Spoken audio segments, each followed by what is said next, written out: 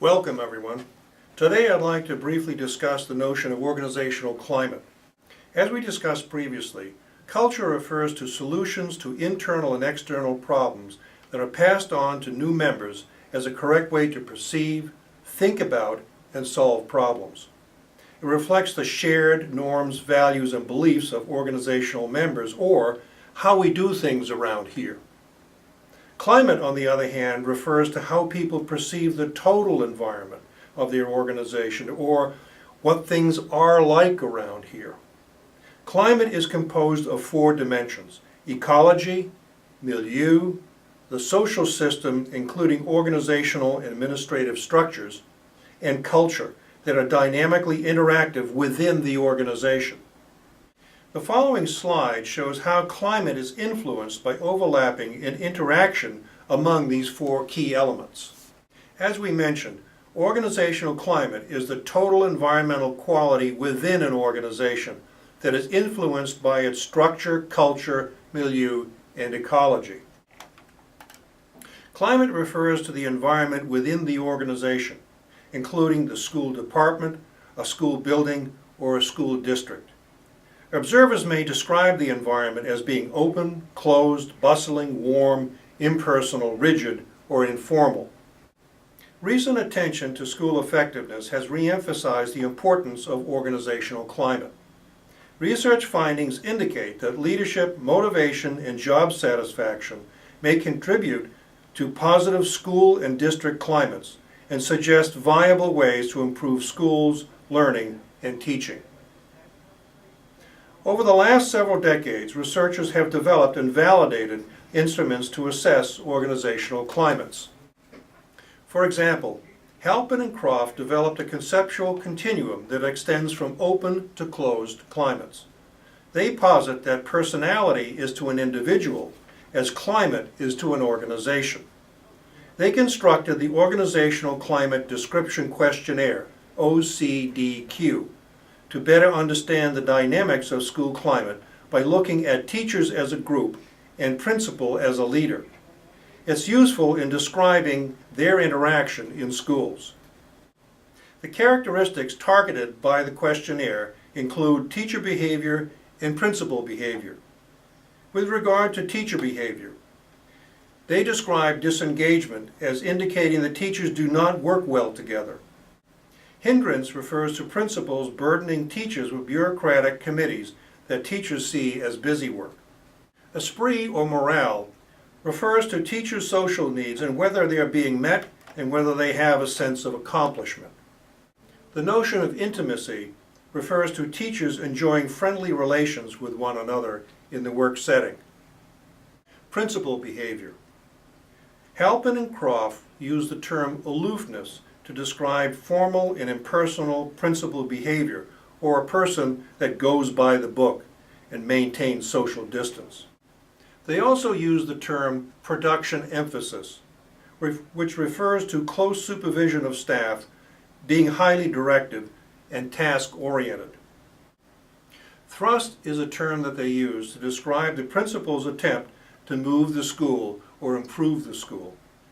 And consideration refers to a principal's inclination to treat teachers humanely. Each of these characteristics is measured on an intensity scale that ranges from open to closed, as seen on the schematic on the right.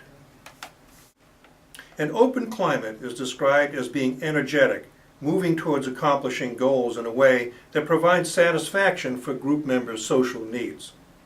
Leadership acts emerge easily and appropriately from both the group and the leader. Members balance tasks and satisfying social needs, and both are obtained easily. The main characteristic of an open climate is authenticity of behavior that occurs among members.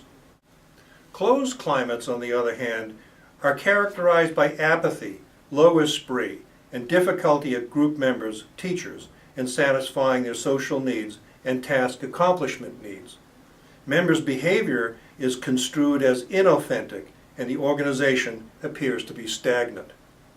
The Organizational Climate Description Questionnaire and the Organizational Climate Index by Stearns and Steinhoff focus on adults in the organization. However, in the years following the education reform movement that was launched in 1982, emphasis on climate shifted to a focus on students. Consequently, Hoy and Tarter developed an instrument to assess the climate of schools using the Organizational Health Inventory. The OHI describes the health of interpersonal relations in schools among students, teachers, administrators, and community members.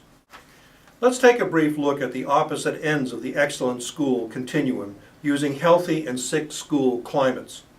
The OHI looks at interpersonal relations in schools among students, teachers, administrators, and community members. It conceptualizes health at 3 levels, including 1, institutional, 2, administrative, and 3, teacher. The institutional level connects the school with its environment.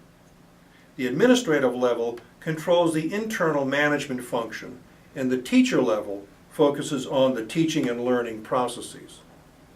A healthy school environment is described as one that keeps all 3 levels in harmony, meets functional needs, successfully copes with potentially disrupted external forces, and directs the energy towards school goals.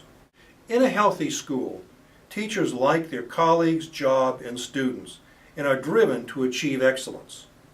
The learning environment is serious and orderly. Students respect others and do well academically. Principals expect the best from teachers, get them needed resources, are influential with superiors, and go to bat for them. A healthy school has high institutional integrity, and teachers are protected from unreasonable and hostile outside forces. A sick school climate, on the other hand, is described as being vulnerable to destructive outside forces such as unreasonable parental demands and the whims of the public, and is described as being low in institutional integrity. The school lacks an effective principal. The principal provides little direction or structure, little encouragement for teachers, and has little influence with their superiors. Teachers don't like their colleagues or their jobs. They act aloof and suspicious and are defensive. Materials and supplies are scarce, and there is no press for academic excellence, and academically oriented students are ridiculed by their peers and viewed as threats by their teachers.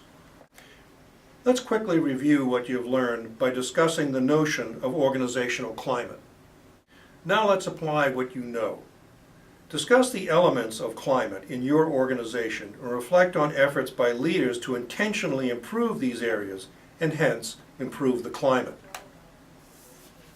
Finally, and most importantly, let's use what you know to solve problems.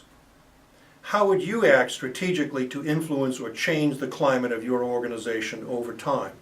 By focusing on organizational structure, climate, milieu, and ecology. You may also want to think about what principals and superintendents do in highly successful schools and districts with regard to leadership, job satisfaction, motivation, and maintaining institutional integrity. I hope this brief review helps your understanding of school climates.